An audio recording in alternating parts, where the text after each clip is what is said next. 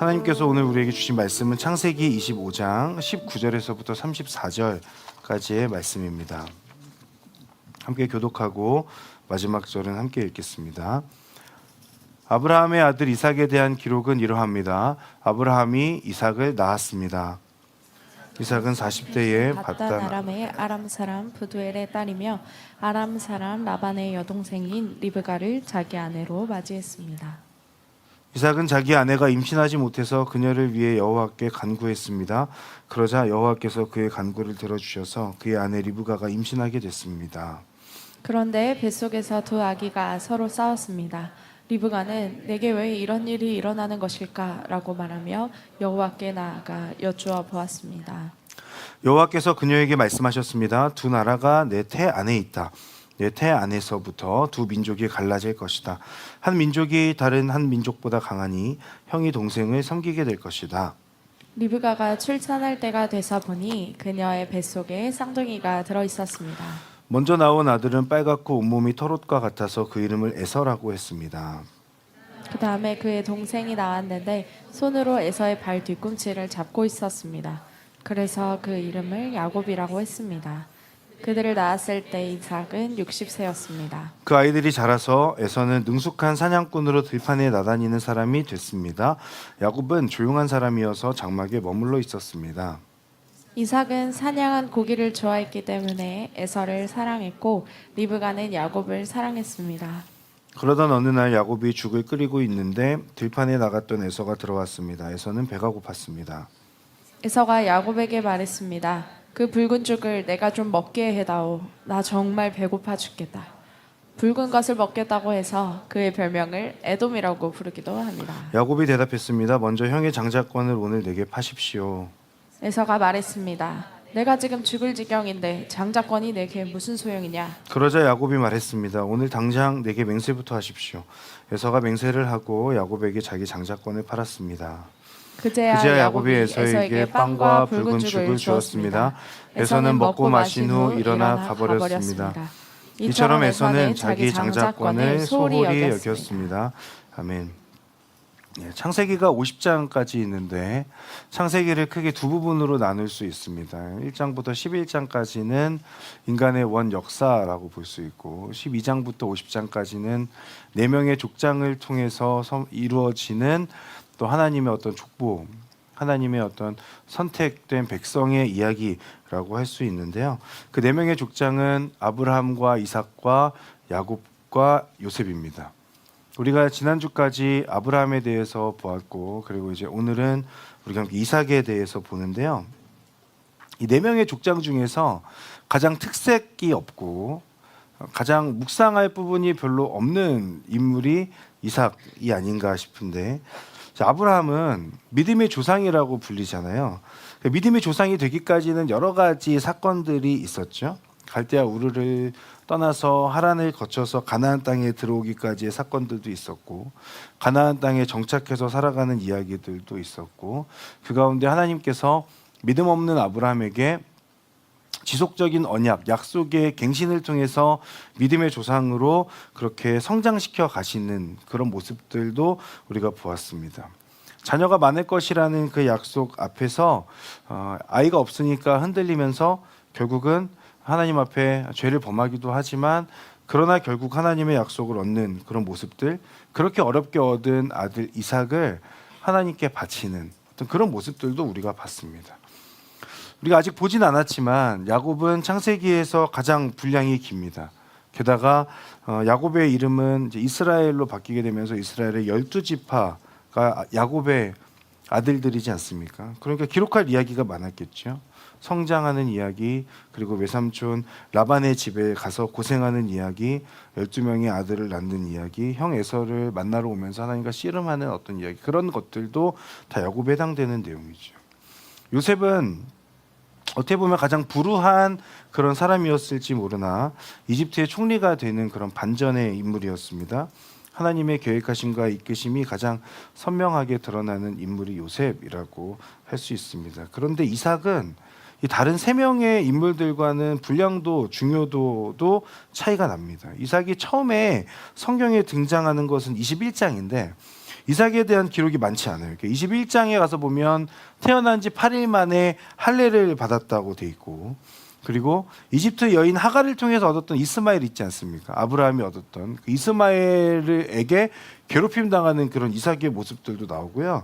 22장에 가서 보면 하나님께서 시험하실 때에 모리아산에 가서 제물로 바치게 될 뻔한 그런 일들도 있었잖아요. 그러다가 23장에서는 나오지 않고 24장에서는 지난주에 우리가 봤었던 리브가를 얻는 어떤 그런 장면에서 이삭이 다시 등장하게 되죠. 그런데 잘 보면 이때까지도 그 이야기의 주인공들은 이삭은 등장은 하고 있지만 사실은 아브라함이거든요.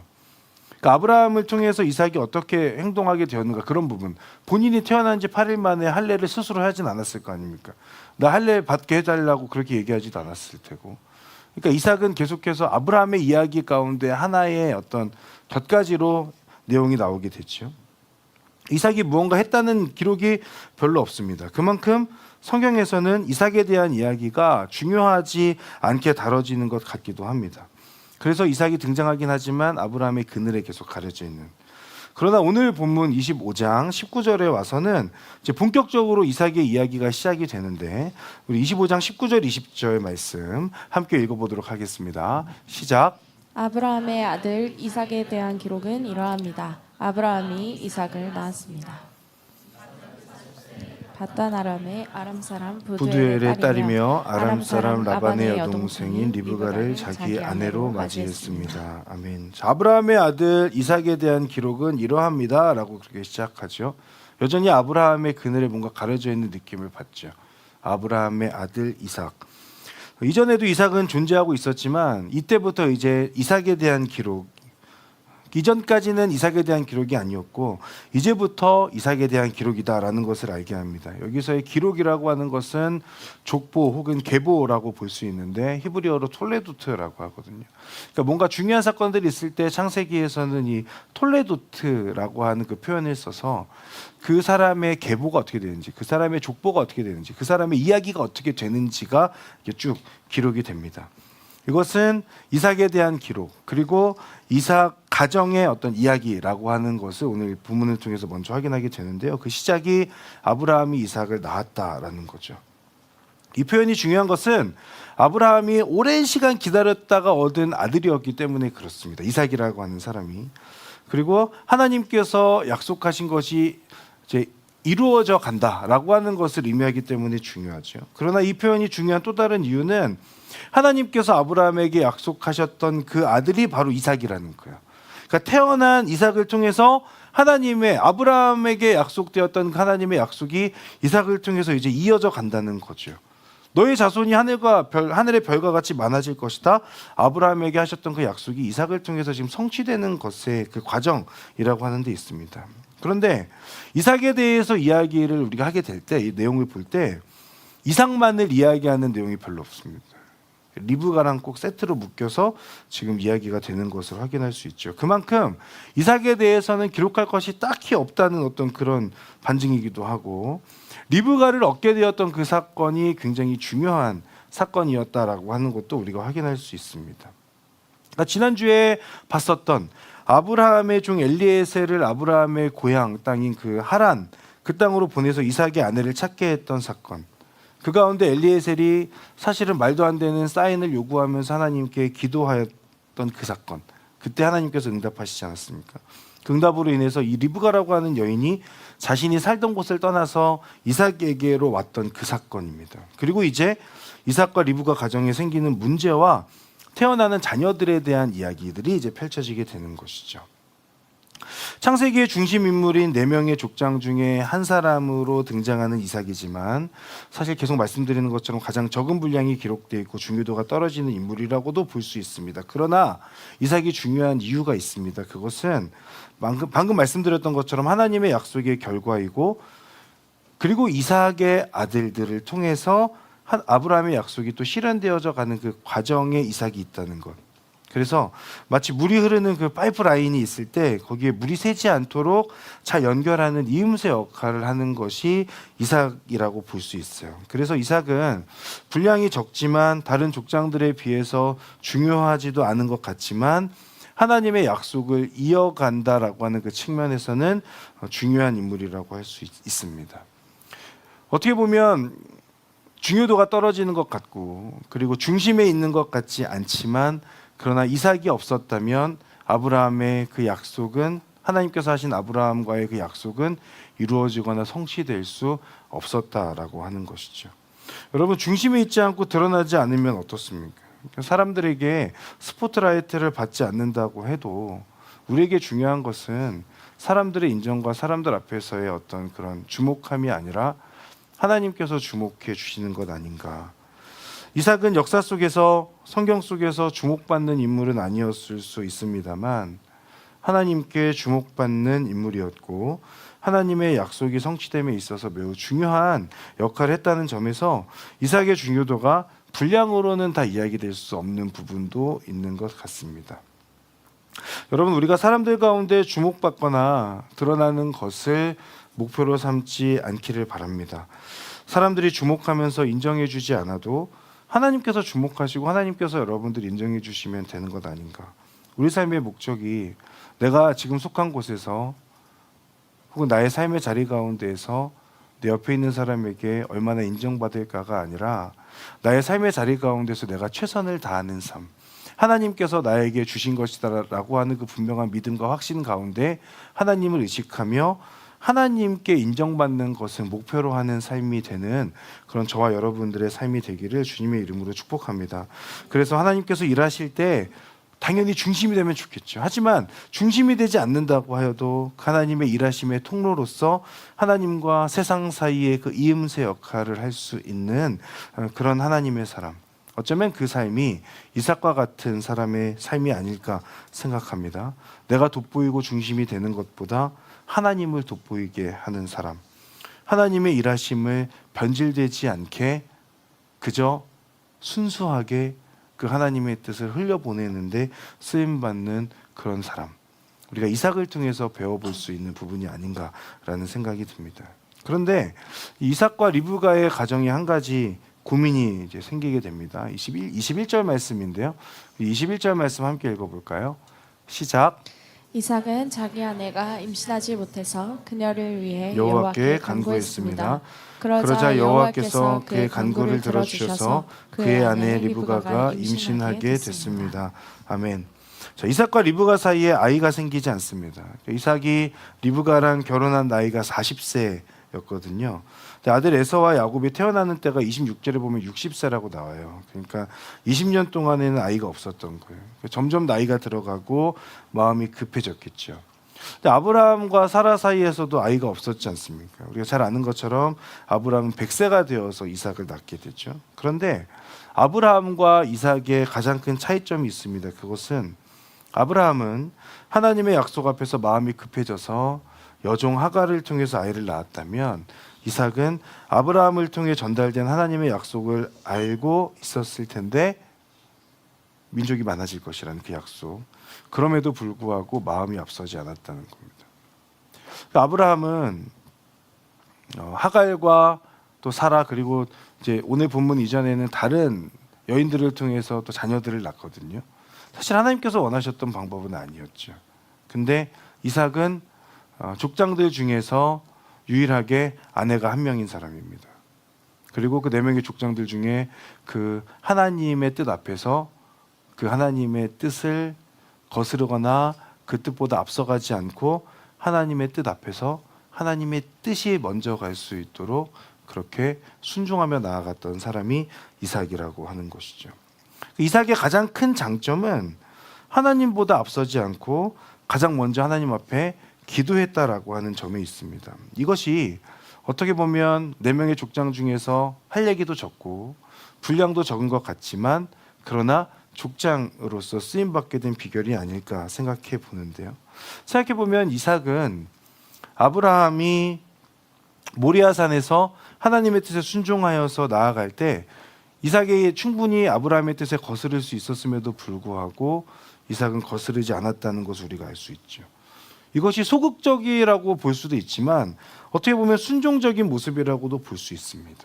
그러니까 이삭은 아내 리브가가 임신하지 못하니까 하게 되었던 행동, 그것은 리브가를 위해서 하나님께 간구하는 거였어요.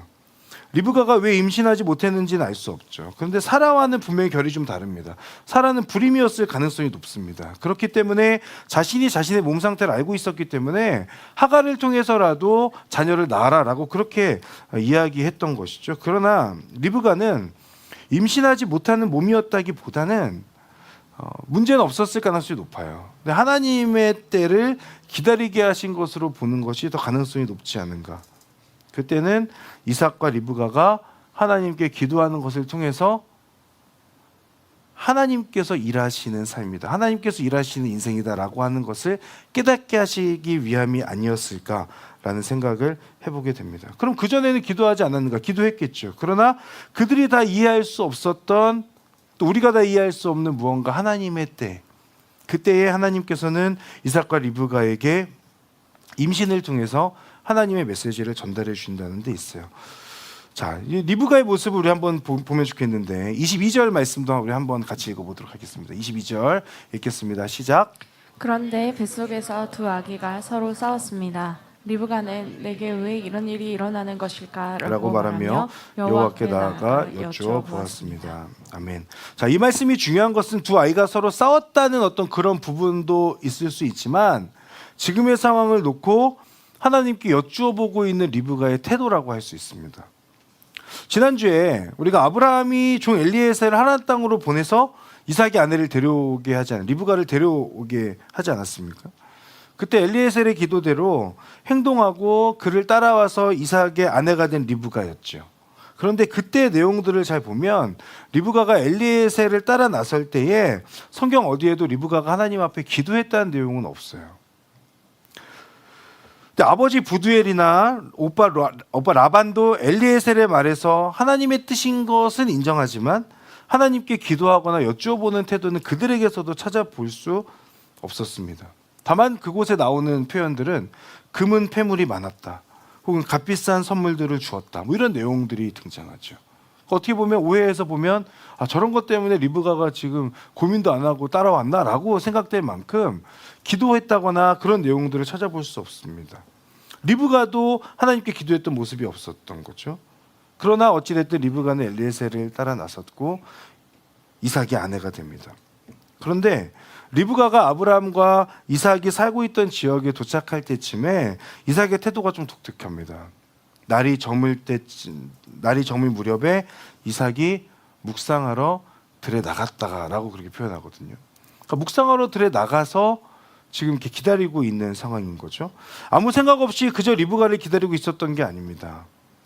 이삭은 자신의 인생에 하나님의 뜻이 무엇인지 궁금하기도 하고 아내를 찾으러 간 종 엘리에셀이 무사히 돌아오고 있나라고 하는 것에 대한 궁금증도 있었고 그 나이 많은 종이 저 먼 곳까지 가서 자신의 아내를 데려오는 것 가능할까라고 하는 그런 걱정도 있었고 그리고 가능하다면 아내가 같이 오면 좋겠다라고 하며 하나님 앞에 묵상하며 기도하고 있었던 거죠. 이삭은 오늘 본문 21절에 가서도 보면 임신하지 못하는 리브가를 위해서 그 아내를 위해서 기도하는 장면을 볼 수 있죠. 그런데 이 부분에서 기억해야 될 것은 어느 순간 보니까 리브가도 기도하고 있다고 하는 거예요. 그러니까 뱃속에 아기가 쌍둥이인지 아닌지 당시 의술로는 알 수 없잖아요. 그런데 뱃속의 움직임이 심상치 않은 거죠. 그 문제 앞에서 리브가는 하나님께 여쭈어보는 모습으로 우리에게 보여집니다. 이삭을 보면서 리브가도 어느 순간부터 하나님 앞에 여쭈어보고 기도하는 사람이 되었던 거죠. 결혼하는 분들을 보면 특히 교회에서 이제 만나서 결혼하는 분들 청춘 클래스 광고도 이제 여성분들만 나오는 것들을 봤을 때 어쩔 수 없는 성비에 의해서 형제들이 좀 이렇게 어려운 것들도 있고 어떻게 보면 자매들이 더 어려운 것도 있고 뭐 그런데요. 예수님을 믿는 여성과 믿지 않는 여성이 결혼할 때가 많잖아요. 보통은. 그런 경우에는 대부분의 많은 남성들이 교회를 찾아옵니다. 가정의 평화를 위해서 혹은 결국 가정은 엄마 뜻대로 흘러가게 되는 것들을 살아보면 여러분 알게 되실 거예요. 그래서 그렇게 되는 것 같아요. 근데 믿는 남성과 믿지 않는 여성이 결혼하는 경우가 생각보다 많지도 않지만 그럴 경우에 많은 남성들이 교회에 나오는 것을 어려워합니다. 가정의 평화가 깨지기 때문에 그렇습니다. 결국은 교회를 떠나고 이제 신앙을 버리게 되는 경우들을 종종 보게 됩니다. 이삭은 그 어려운 것을 해낸 사람입니다. 기도하지 않는 리브가에게 기도하도록 만든 사람. 이 사람 대단한 사람이에요. 어떻게 보면 분량은 적지만 어마어마한 내공을 가진 사람일지 모르겠다 생각이 들어요. 이것이 이삭이 가진 힘이죠. 하나님 앞에 기도하였던 사람, 그리고 하나님 앞에 기도하는 것을 통해서 리브가에게 어쩌면 하나님을 알았는지 몰랐는지 모르겠지만 리브가도 어느 순간부터 그 문제 앞에서 하나님 앞에 기도하는 사람으로 변해 있다는 것. 어쩌면 그 영향은 아브라함과 이삭의 어떤 신앙의 모습에서 리브가가 배우게 되는 것 아닌가라는 생각을 하게 됩니다. 여러분, 삶의 문제 앞에서 여러분 어떻게 반응하고 계십니까? 이삭처럼 하나님 앞에 기도하는 사람입니까? 아니면 기도보다 생각과 행동이 앞서는 사람입니까? 여러분, 우리가 문제 앞에서 하나님 기도가 더 앞서기 위해서는 사실은 습관과 훈련이 필요합니다. 고민과 문제가 생겼을 때 우리는 우리 스스로 저도 마찬가지인데 나도 모르게 먼저 내 안에 떠오르는 생각들이 있습니다. 그리고 어떤 아이디어들이 떠오르죠. 그럴 때 그 생각을 잠시 접고 하나님께 여쭤보고 기도하는 시간들을 갖는가, 아니면 내가 딱 그 생각이 떠올랐을 때 맞다 이거지 라고 하면서 바로 행동하게 되는가, 이 부분에 대한 이야기입니다. 내가 잠시 생각을 접고 하나님께 먼저 여쭙고 하나님께 먼저 기도하는 그것이 선행될 때에, 그때에 사실은 하나님께서 내 삶에 역사하시고 임하시고 하나님의 뜻에 내 뜻을 맞출 수 있게 되는 것이죠. 내 생각이 앞서고 그 생각보다 그 생각으로, 내 생각이 앞서서 그 생각으로 기도하게 되면, 기도를 안 하는 건 아닌데 기도하게 되면 나의 기도에 하나님의 뜻이 맞추어지기를 바라게 됩니다. 그런 모습은 사실은 기도하는 것이 아니라 그냥 하나님 앞에 떼쓰는 거라고 할 수 있어요. 기도는 우리나라의 어떤 전통처럼 비나이다 하는 것이 아닙니다. 기도는 나의 뜻이 하나님의 뜻에 맞추어지도록 계속해서 조정하고 순종하게끔 되는 것이 사실은 기도인 거죠. 새벽을 깨워서 기도하는 것도 하나님의 뜻이 무엇인지를 깨닫게 되어서 내가 그 하나님의 뜻에 순종하는 삶이 되고, 이를 통해서 하나님의 뜻과 나의 뜻이 맞추어지고 하나님의 기쁨이 되는 것을 목적으로 하는 겁니다. 그러면 오늘 이삭은 아내를 위해서 그럼 왜 기도하고 있냐? 왜 기도하고 있는가에 문제가 남죠? 그것은 하나님께 자비를 구하는 거예요. 하나님께 은혜를 구하는 겁니다. 하나님, 제 삶을 헤아려 주시고 저의 고민을 알아주십시오. 그리고 하나님의 뜻대로 이끌어 주시고 해결해 주십시오. 제가 원하는 대로 아내가 혹여나 임신이 되지 않는다고 하여도 그 또한 하나님의 뜻인 줄 믿고 제가 잘 살겠습니다. 이 기도가 사실 이삭의 기도였던 거예요. 여러분, 하나님의 마음을 움직이는 기도는 떼쓰는 기도가 아닙니다.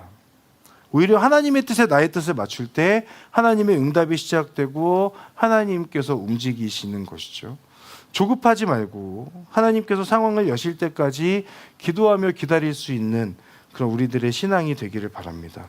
생각보다 기도가 앞서는 그 사람의 삶에 하나님의 응답하심이 있을 줄 믿습니다.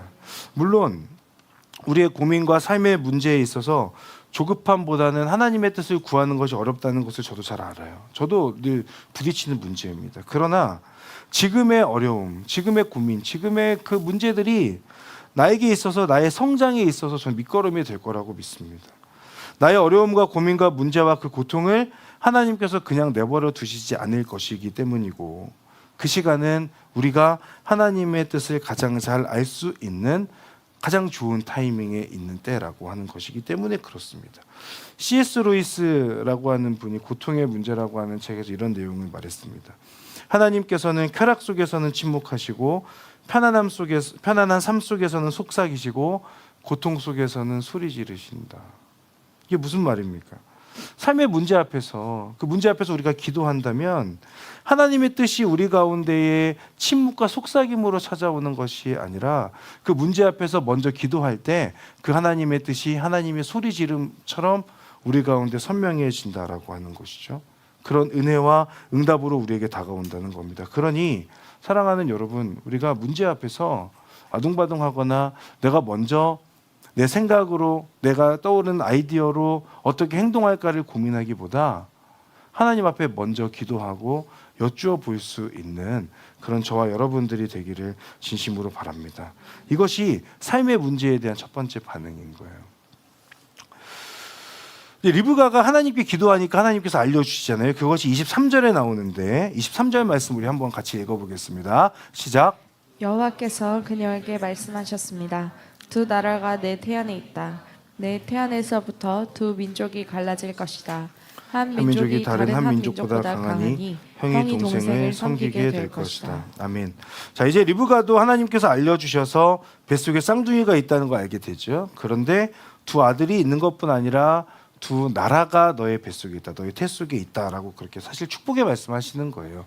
근데 동시에 형이 동생을 섬기게 될 것을 말씀하십니다. 그때 당시의 문화에서는 쉽게 받아들이기 어려운 거죠. 형의 이름은 에서고 이 에서는 온몸이 붉고 털이 많았다. 동생의 이름은 야곱이고 형 에서의 발뒤꿈치를 잡고 있었다. 이제 나중에 나오게 되는데요. 그래서 이 말씀에서 이 둘은 태어날 때부터 그 운명이 결정되어진 거냐. 이 둘은 이미 그러면 어차피 형이 동생을 섬기게 되어 있으니까 그냥 뭐 막 살아도 되는 거냐.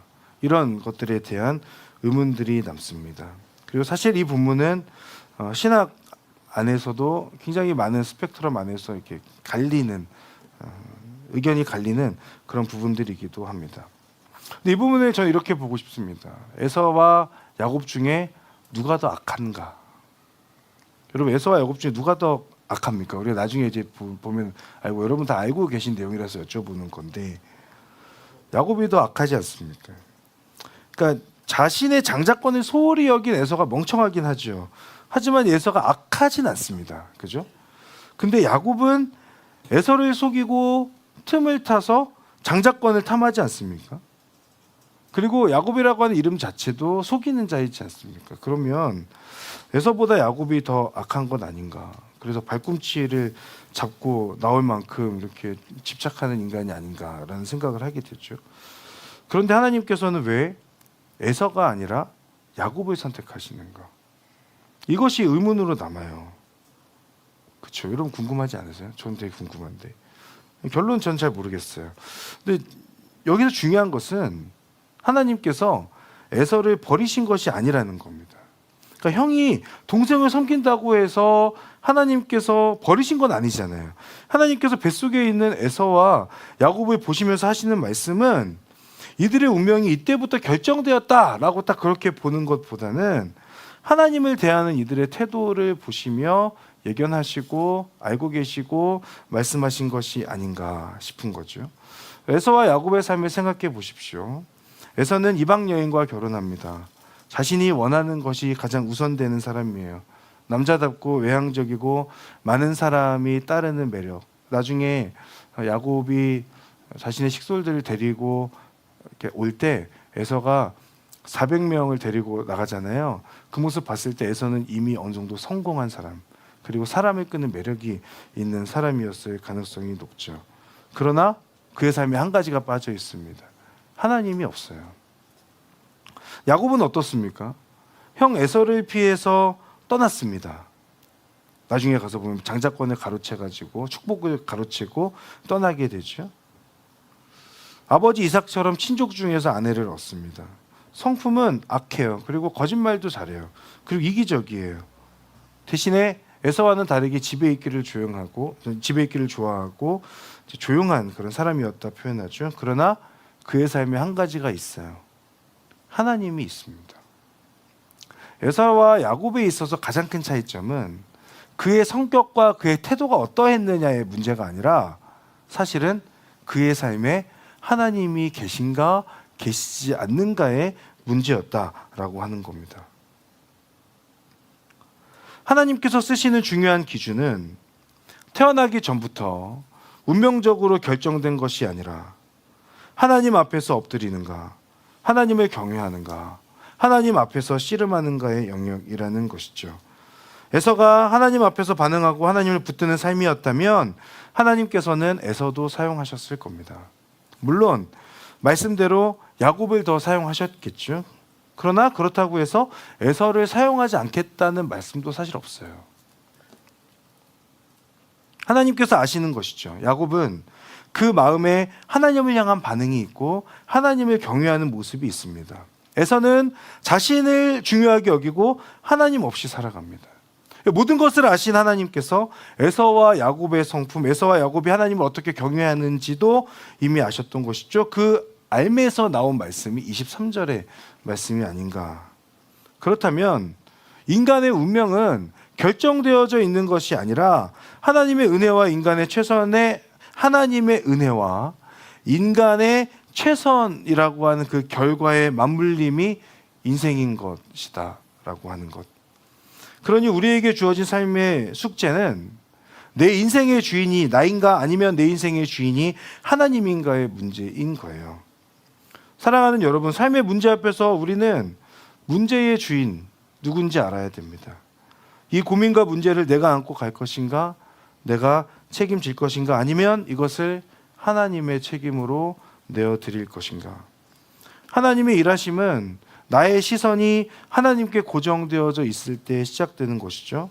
에서와 야곱을 통해서 깨닫게 되는 것은 성품의 문제가 아니라 태도의 문제이고 능력의 문제가 아니라 엎드림의 문제다라고 하는 겁니다. 그 문제의 주인이 하나님임을 깨닫고 하나님께 고민을 내어드리는 저 여러분들이 되기를 바랍니다. 결국 이것은 삶의 주권의 문제입니다. 내 인생이 내 것인가 하나님 것인가, 내가 주도하는 삶인가 하나님께 순종하는 삶인가, 이것에 대한 반응, 삶의 문제에 대한 두 번째 반응이라고 할 수 있죠. 그런데 이 에서와 야곱은 쌍둥이잖아요. 근데 너무 성품이 달랐어요. 아까 말씀드렸지만 너무 다른 성품을 가지고 있는데 사실 진짜 문제는 어디에 있었냐면 이 에서와 야곱의 성품도 문제지만 사실은 부모가 문제입니다. 부모 때문에, 이삭과 리브가 때문에 사실은 이들에게 끼친 영향이 너무나 컸었어요. 에서는 능숙한 사냥꾼으로 들에 나가는 사람이었잖아요. 야곱은 조용한 사람으로 집에 머무는 사람이었어요. 그러니까 아버지 이삭은 사냥한 고기를 좋아했기 때문에 들에 나가서 짐승을 잡아오는 에서를 더 좋아했다고 그렇게 성경에서 기록하죠. 어머니 리브가는 늘 집에 머물면서 함께 있었던 야곱, 아마도 어머니의 그 가사일을 잘 돕지 않았을까, 그래서 리브가가 더 사랑하지 않았을까, 그런 생각들 해봅니다. 어쩌면 이런 부모의 편애, 그 부모의 편애가 이들의 성향을 더 그런 쪽으로 발달하게 만든 것 아닐까. 그리고 자신의 행동을 더 좋아하는 것 같으니까 부모를 위해서 더 애쓰고 노력하고 행동하는 그런 아들들이 아니었을까. 에서와 야곱의 그 개역개정에서 팥죽 사건, 그러니까 붉은 죽이라고 나오는 그 죽 사건은 사실은 여기에서부터 시작되는 거예요. 개역개정에서 팥죽이라고 되어 있는 바로 그 부분. 어쨌든 들에 나가서 열심히 사냥을 하다가 들어온 에서입니다. 아버지를 위한 사냥이었든 자신을 위한 사냥이었든 얼마나 열심히 사냥을 했던지 너무 배가 고플 때까지 사냥을 했어요. 그래서 집에 들어왔어요. 근데 아마도 야곱은요 평소에도 음식을 잘 만들었을 겁니다. 에서가 야곱에게 붉은 죽을 좀 만들어서 나에게 달라라고 그렇게 말하죠. 그러니까 배고프니까 충분히 할 수 있는 부탁이 아닌가 싶은데, 그런데 이런 에서의 요청에 야곱은 말도 안 되는 얘기를 합니다. 형 에서의 장자권을 팔라고 말해요. 에서는 그런 야곱이 사실은 마음에 들지 않았습니다. 사냥한 고기는 어차피 다 같이 먹는 거 아닙니까? 그렇죠? 이삭이 가서 사냥해 온 것도 자기가 사냥해서 오면 그 고기를 자기 혼자 먹겠어요? 가족들이 다 같이 먹는 거죠. 자기 혼자 먹으려고 가지고 온 그런 그런 고기들도 아니고 다 같이 먹을 것이고, 이것을 위해서 지금까지 수고하고 들여서 애썼잖아요. 그러면 배가 고픈 상황이고, 그러면 충분히 야곱에게 달라고 말할 수 있죠. 만들어 달라고 할 수 있죠. 근데 그런 상황에서 야곱은 지금 장자권을 팔으라라고 그렇게 말을 하는 겁니다. 당시 문화에서 장자가 가지고 있는 특권을 사실 야곱은 너무나도 잘 알고 있었을 거예요. 야곱은 재차 말합니다. 죽을 먹고 싶으면 형은 지금 나에게 장자권을 팔라고 파는 그 맹세를 하면 내가 만들어 주겠다라고 그렇게 얘기하죠. 저 같으면 됐다고 했을 것 같아요. 너가 만든 죽 나 안 먹어. 내가 고기를 알아서 구워 먹을게. 그래서 저 같은 고기를 먹겠습니다. 에서는 멍청해요. 치사하게 뭐 하는 거냐, 내가 잡아온 고기 너 먹지 않을 거냐라고 하면 저 같으면 따졌을 것 같은데, 놀랍게도 에서는 장자권을 그냥 딱 팔아버리죠. 그 이유는 34절에 가서 보면 장자권을, 에서가 장자권을 소홀히 여겼다라고 그렇게 표현하고 있습니다.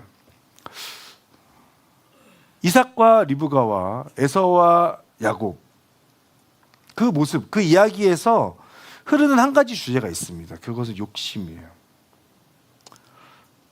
이삭은 고기를 좋아했기 때문에 그 욕심을 충족시켜주는 에서를 편애했던 거죠. 그죠? 리브가는 집에서 늘 주방 일을 돕는 아들, 얼마나 힘든 가사일을 도와주는 아들이 얼마나 좋았겠어요. 첫째 아들과 같이 늘 자기 옆에 붙어서 조용하고 재미는 없지만, 얘가 거짓말도 좀 하는 것 같지만 주방일 계속 돕잖아요. 설거지 혼자 다 하고. 얼마나 좋아했겠어요. 에서는 자신의 배고픔을 채우기 위해서, 자신의 욕심을 채우기 위해 야곱에게 죽을 요구하는 그런 상황 가운데 있고, 야곱은 그러면서 장자권을 소홀히 여겨서 팔아버리고 죽을 먹어서 배고픔을 해결하지 않습니까? 야곱은 장자권에 대한 욕심으로 배고파하고 있는 형을 어떻게 보면은 좀 이렇게 협박하듯 해가지고 결국 죽을 만들어주고 장자권을 받아내는 거죠. 사실 이 사건은 앞으로 일어날 일이 무엇인지를 알려주는 복선 같은 그런 이야기입니다. 창세기 27장에 가서 보면 야곱이 에서가 받아야 되는 축복권을 가로채죠. 거짓말하면서까지. 이로 인해서 사실 에서가 분노하게 되고 야곱을 죽이려고 하니까 야곱이 외삼촌 라반의 집으로 도망가게 되지 않습니까? 근데 그 과정에서도 누가 한몫해요? 엄마인 리브가가 계속 옆에서 야곱을 종용하지 않습니까? 전형적인 이 에서와 야곱은 부모의 편애에 의해서 부정적인 영향이 딱 드러나는 그런 아들들의 모습이라고 할 수 있습니다. 욕심에 이끌릴 때 벌어지는 사건입니다. 사람이 짐승과 다른 것은 욕심을 제어할 수 있는 능력을 가졌기 때문이에요. 자신의 욕심대로, 욕망대로 원하는 것을 다 취하고 산다면 짐승과 다르지 않은 거죠. 그리고 이것은 신앙과 삶의 원리에도 적용됩니다. 우리가 고민되거나 문제 앞에 서게 될 때 이것이 하나님의 뜻인지 아닌지를 판단하는 하나의 기준은 이것이 나의 욕심인지 아닌지를 먼저 체크해 보면 되는 거죠. 하나님의 뜻이고 하나님의 부르심이라고 믿고 가면서도 사실은 나를 위하고 내 욕심을 채우기 위한 선택과 결정이라면 당장은 그것이 자신에게 크게 다가오지 않는다고 하여도 결국은 그것이 나비 효과가 되어서 우리의 발목을 잡게 될 것입니다. 한 번의 거짓말은 어렵지만 두세 번의 거짓말은 쉬운 법이죠. 그렇기에 우리에게 중요한 것은 하나님의 뜻인지 나의 욕심인지를 체크하는 것이 아닌가라는 생각을 해봅니다.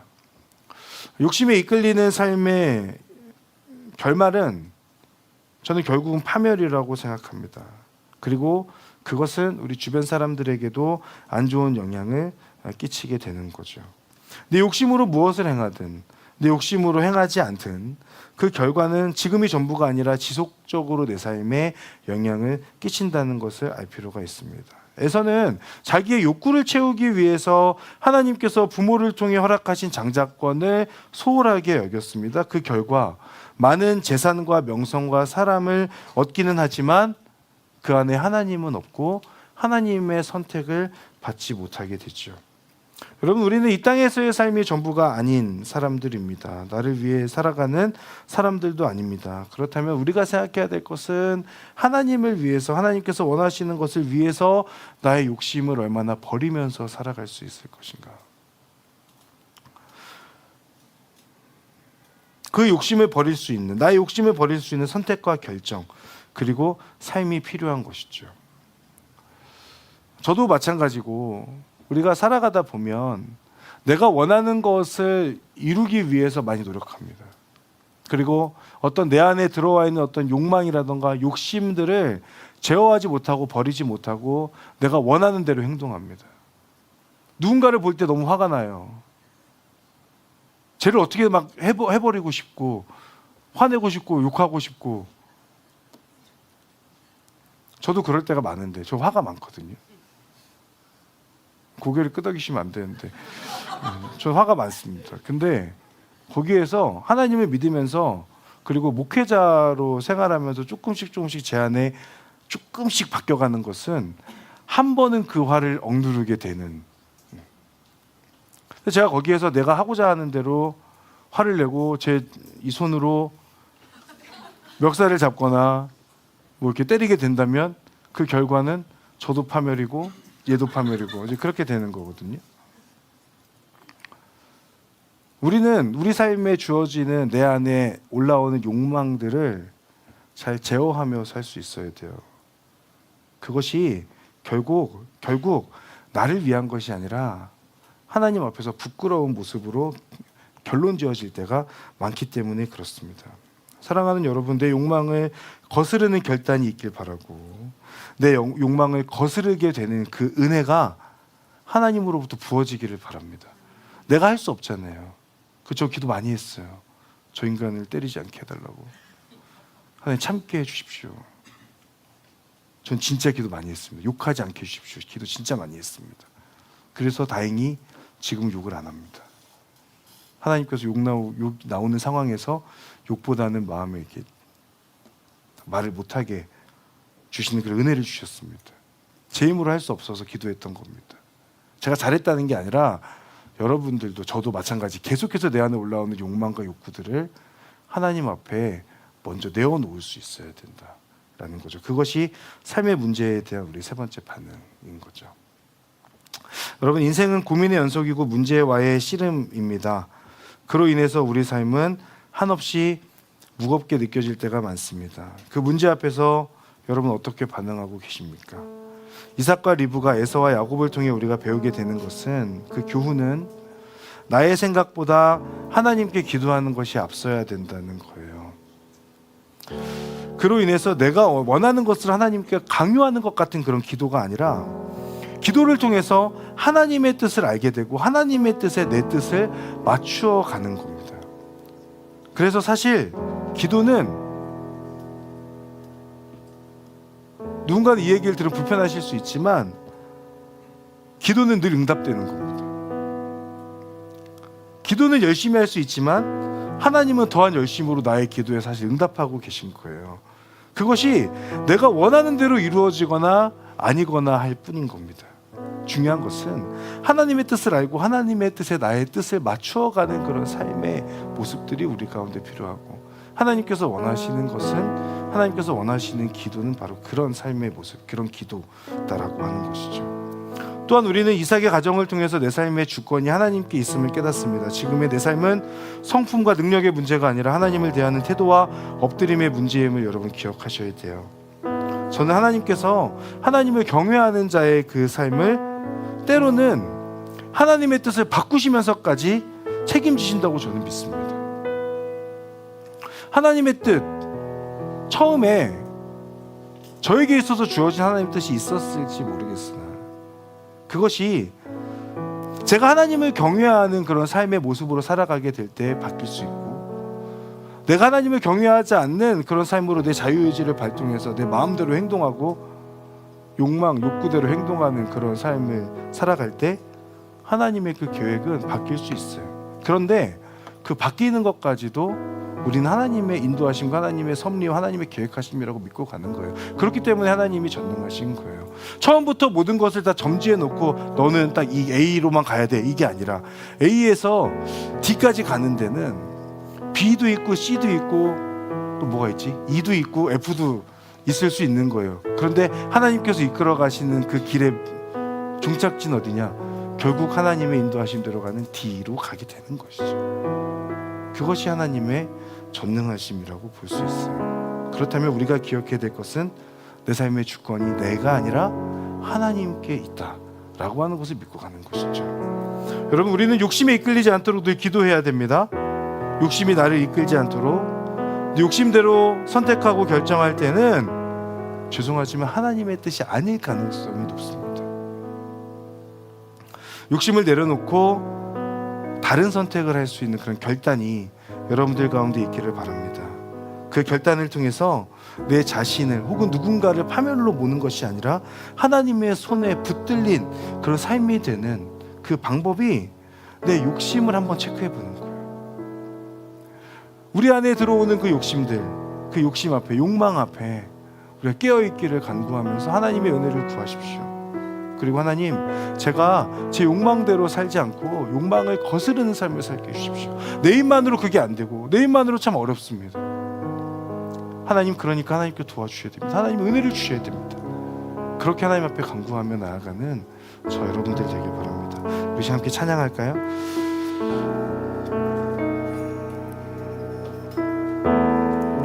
내게로부터 눈을 들어 함께 찬양하겠습니다.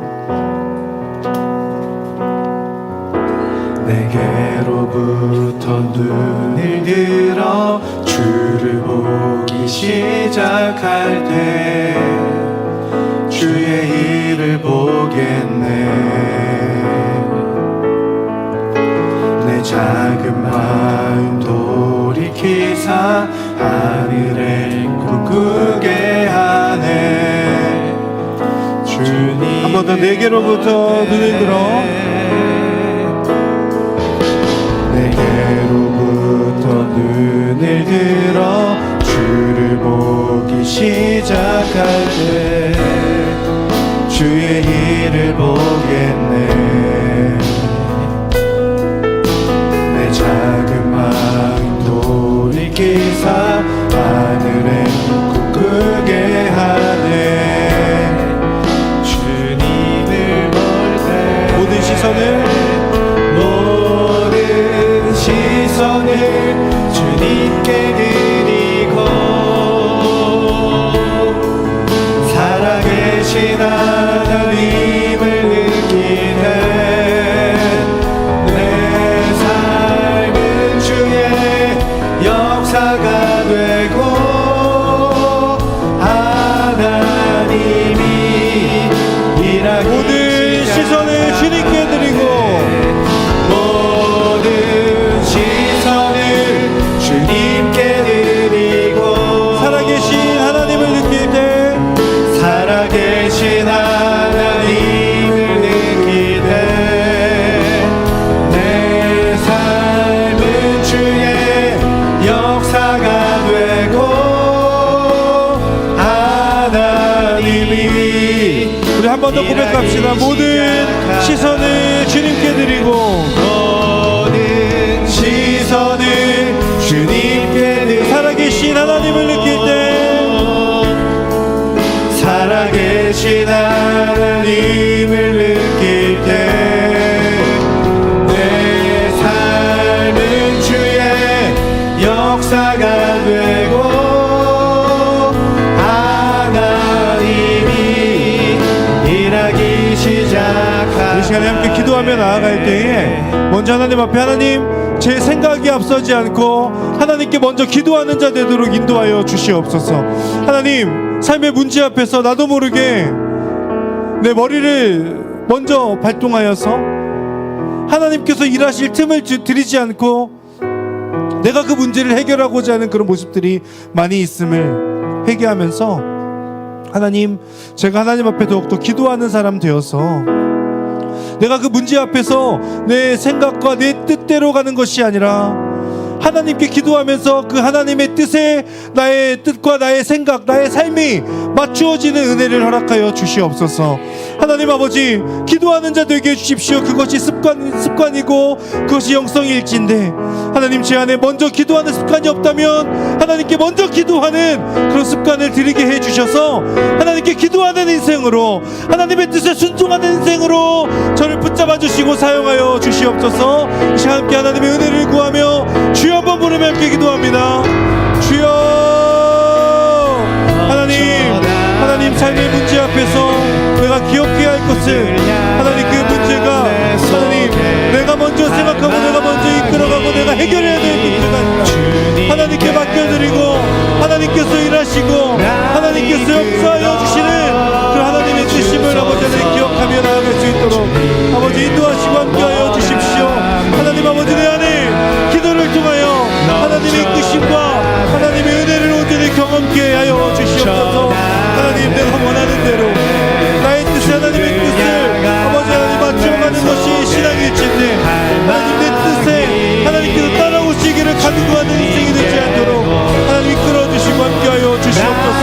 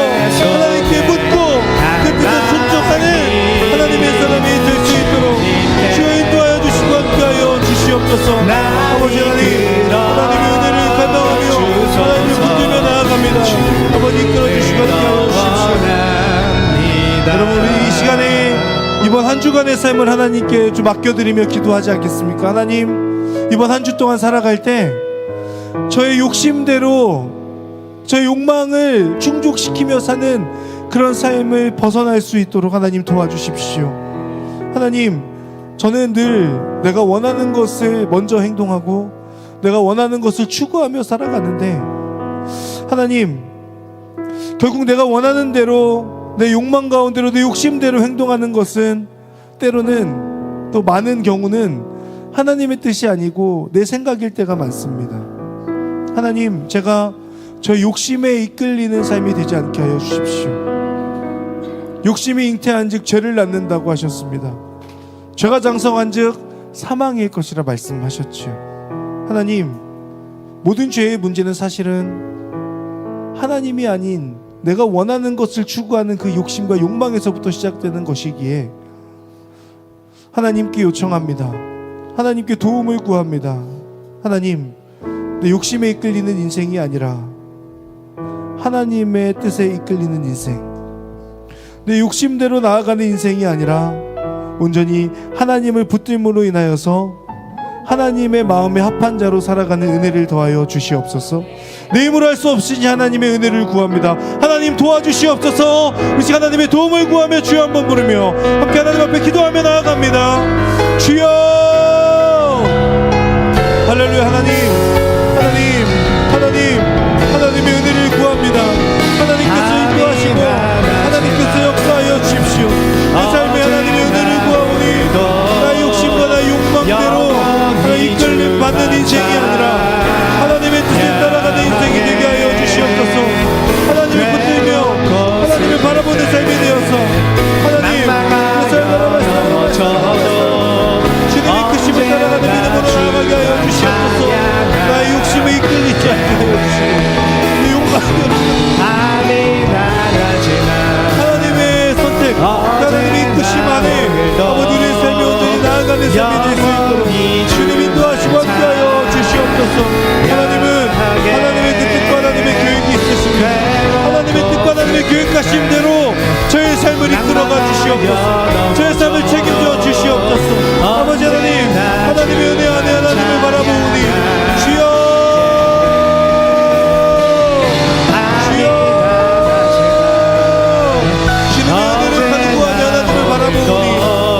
함께 하시고 하나님 인도하시고 아버지 역사하여 주십시오. 나의 시선을 하나님께 내어드릴 때 내 삶에 인도하시고 역사하시는 그 하나님의 일하심이 시작되어지는 줄을 믿습니다. 아버지 하나님, 내 문제를 바라보지 아니하고 하나님을 바라보는 은혜를 더하여 주시옵소서.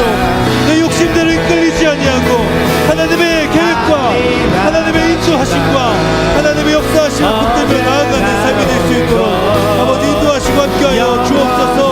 하나님의 역사하심을 간구하오니 하나님, 아버지 하나님을 바라보는 인생이 될 수 있도록 주여 도와주시고 함께하여 주시옵소서. 하나님, 그 모든 것 가운데 인도하신 하나님을 바라보며 하나님의 은혜 안에 하나님 붙들고 하나님 바라보는 삶이 될 수 있도록 주여 도와주시고 함께하여 주시옵소서. 하나님 안에 바라보는 인생, 하나님을 붙드는 인생 되게 하고 아버지 도와주시고 하나님의 역사하심 가운데 온전히 믿음으로 나아가 하나님의 뜻을 구하는 믿음으로 나아갈 수 있도록 주여 도와주시고 함께하여 주시옵소서. 아버지 욕망을 죽이는 자, 욕심을 버리는 자 될 수 있도록 아버지 인도하여 주시옵소서. 우리 마지막으로 한 번 더 기도할 때에 우리 갈렙 공동체를 위해서 함께 기도하기를 원합니다. 그리고 또 한 가지는 또 우리 순을 위해서도 함께 기도하고 싶습니다. 하나님, 우리 공동체가 하나님의 뜻에 이끌리는 공동체가 되게 해주시고 우리가 원하는 것을 성취하기 위해 나아가는 공동체가 아니라 하나님께서 기뻐하시는 그 하나님의 뜻을 쫓는 공동체 될 수 있도록 은혜 베풀어 주시옵소서. 이것을 위해서 목회자들부터 먼저 깨어있게 하시고 리더십들 또한 하나님 앞에 깨어있도록 하나님 붙들어 주시고 함께하여 주시옵소서. 또한 여러분 함께 중보하며 기도할 때 여러분 순회에 있는 우리 순원들 지체들을 위해서도 함께 한번 중보하면 좋겠습니다. 하나님 앞에서 늘 하나님의 뜻을 먼저 구하고 쫓아가는 인생이 되도록, 하나님 욕심에 이끌려 파멸로 가는 것이 아니라 그 욕심을 거스르러 하나님의 뜻에 맞는 삶을 살아가는 우리 순원들 될 수 있도록, 우리 지체들 될 수 있도록 하나님 인도하시고 함께하여 주시옵소서. 우리 마지막으로 이 부분 듣고 함께 중보하며 기도하며 나아가도록 하겠습니다. 기도하겠습니다. 하나님 아버지, 하나님의 은혜를 구하며 하나님을 바라보며 나아갑니다. 주님의 역사와 주님의 인도하심을 따라가게 하여 주십시오. 하나님, 우리 갈렙이 더욱더 하나님의 뜻을 구하고 하나님의 은혜를 구하고 하나님의 말씀에 이끌리는 인생이 되게 하여 주옵소서. 하나님 아버지, 내가 원하는 대로, 내가 원하는 대로 나아가는 공동체가 되지 않기를 원합니다. 하나님의 뜻을 쫓아가는 공동체가 되게 하여 주시옵소서. 우리의 필요에 의해 아버지, 내가 원하는 것을 성취하기 위해 노력하는 공동체가 아니라 하나님께서 기뻐하시는 하나님의 뜻을 추구하는 하나님 갈렙 공동체 될 수 있도록 아버지 역사하시고 함께하여 주시옵소서. 하나님 아버지, 우리 순환 한 번 한 번을 기억하며 아버지 먼저 리더십들을 위해 기도하오니 이들이 하나님 앞에 깨어있게 하여 주십시오. 하나님의 은혜를 구하며 나아가오니 주님의 이끄심과 주님의 은혜가 우리 가운데 필요합니다. 하나님 역사하시고 함께하여 주시옵소서. 하나님의 일하심을 따라가게 하여 주시옵소서. 아버지를 바라보는 한 사람 한 사람 하나님 이끌어주시고 하나님의 뜻에 이끌리는 귀한 하나님의 사람들 될 수 있도록 주여 도와주시고 함께하여 주시옵소서. 하나님, 우리 공동체를 갈렙으로 올려드립니다. 하나님의 기쁨이 되기를 원합니다. 하나님의 기쁨이 되기를 원합니다. 하나님의 뜻을 따라가기를 원합니다. 하나님의 뜻을 쫓아 하나님께 모든 것을 내어드리는 아버지 우리들이 될 수 있도록 주여 인도하여 주시고 함께하여 주시옵소서. 주님 붙잡아 주십시오. 다 같이 자리에서 일어나 함께 찬양하겠습니다. 다시 일어나 주를 예배하리. 내 모든 기쁨이 되리. 그의 기쁨 되어 삶의 모든 순간을 주께. 우리 한 번 더 고백합니다. 다시 일어나, 다시 일어나 주를 예배하리. 내 모든 기쁨이 되리. 그의 기쁨 되어 삶의 모든 순간을 주께 다 내어드리리. 사랑하는 하나님 아버지, 우리 삶에 주어진 여러 고민과 어려움과 문제 앞에서 저희들이 선택해야 할 것은 내 생각대로, 내 욕망대로, 내가 원하는 대로가 아니라 하나님의 뜻이 무엇인지를 먼저 여쭙고 그 뜻에 순종하는 삶인 줄을 믿습니다. 하나님, 내 생각으로 내가 행동하고 앞설 때가 너무나 많은 것을 고백합니다. 하나님, 불쌍히 여기시고 긍휼히 여기셔서 때로는 그렇게 하나님 앞에 어쩔 수 없는 나의 욕심에 이끌리는 삶이라 할지라도 그 하나님의 긍휼하심과 포기 없으신 그 사랑에 힘입어 하나님, 내 삶을 계속해서 책임져 주시는, 나와 동행하시는 그 하나님의 은혜로 인하여서 다시 일어나 하나님을 위해 헌신하며 믿음의 걸음을 걸을 수 있는 하나님의 사람들, 저희들이 될 수 있도록 인도하여 주시옵소서. 하나님의 도우심과 은혜를 요청합니다. 하나님, 저희들의 요청과 저희들의 부르심 가운데 하나님께서 이삭의 기도에 응답하셨던 것처럼 저희들의 기도 가운데도 온전히 응답하여 주시기를 간구하오니 주님, 우리의 기도 가운데 하나님의 은혜와 응답하심으로 함께하여 주시옵소서. 하나님과 함께 동행하는 삶을 살아가는 자들 되기를 소망하오니 하나님, 내가 걸어가는 그 길에 나와 동행하시는 그 하나님을 붙들고 나아가는 하나님의 사람들 모두가 될 수 있도록 은혜 베풀어 주시옵소서. 감사드리며 예수님의 이름으로 기도합니다. 아멘.